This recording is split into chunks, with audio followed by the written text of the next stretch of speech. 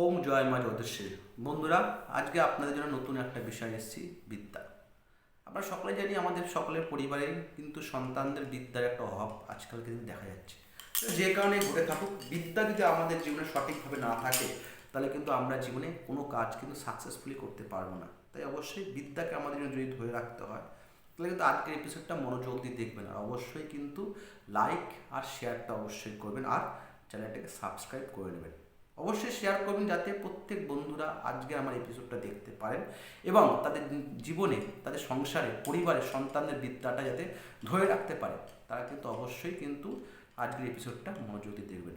তাই কী করতে হয়? সর্বপ্রথমে বুধবার করতে হয় ব্যাপারটা, বৃহস্পতিরে করতে হয়। বুধবার বৃহস্পতিবার এই তন্ত্রের গুহ্য উপায় দ্বারা বিদ্যা থাকবে চিরকাল আপনার বশীভূত। সেটার জন্য কী করতে হবে? বুধবার বৃহস্পতিবার আপনাদের বাড়িতে মা সরস্বতীর আসন থাকে বা যদি কোনো দেব দেবীর আসনে কিন্তু কী করবেন, দুটো ময়ূরের পালক রেখে দেবেন। বুধবার বৃহস্পতিবার দুটো ময়ূরের পালক দেব বা দেবীর আসনে রেখে দিলেন, তার সাথে একটা পেনও রেখে দেবেন।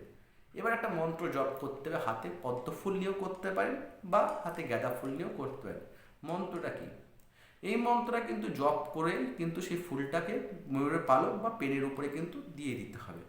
মন্ত্র হচ্ছে সরস্বত্যই নম। খালি ছোট্ট মন্ত্র, সরস্বত্যই নম, সরস্বত্যই নম, সরস্বত্যই নম। এই মন্ত্রটাকে 108 বার জপ করতে হবে। যাদের বিদ্যার অভাব রয়েছে, যারা বিদ্যা অর্জন করতে চাইছে, তারা নিজেরাও করতে পারে বা তাদের হয়ে তাদের মনোকামনা তার মা বা বাবা উভয় কিন্তু করতে পারে, ছেলে সন্তানের মঙ্গল কামনা করে। তাই মনে রাখবেন, ফুলটাকে ময়ূরের পালকের উপর বা পেনের উপর রেখে দেবেন। পেনটাকে 1 সপ্তাহ, ময়ূরের পালকটাকে 1 সপ্তাহ সেই আসনের উপর থাকতে দেবেন। তারপরে সেই পরে নেক্সট বুধ বা বৃহস্পতিবার ময়ূরের পালকটা আর পেনটাকে নেবেন।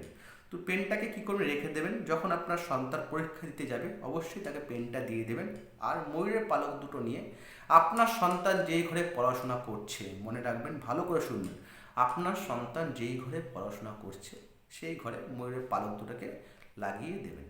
এতে কি হবে? আপনার সন্তান পড়াশোনায় মনোযোগী হবে, পড়াশোনায় ভালো রেজাল্ট করবে, এমনকি পড়াশোনায় ভালো করে পরীক্ষায় ভালো করে পাসও করবে।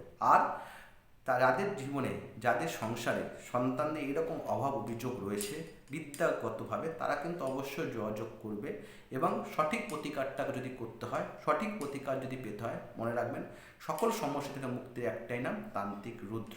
তাই আজকের জন্য এতটুকুই থাকুক, আবার নেক্সট এপিসোডে দেখা হবে। ওম জয় মা জগদীশ্বরী।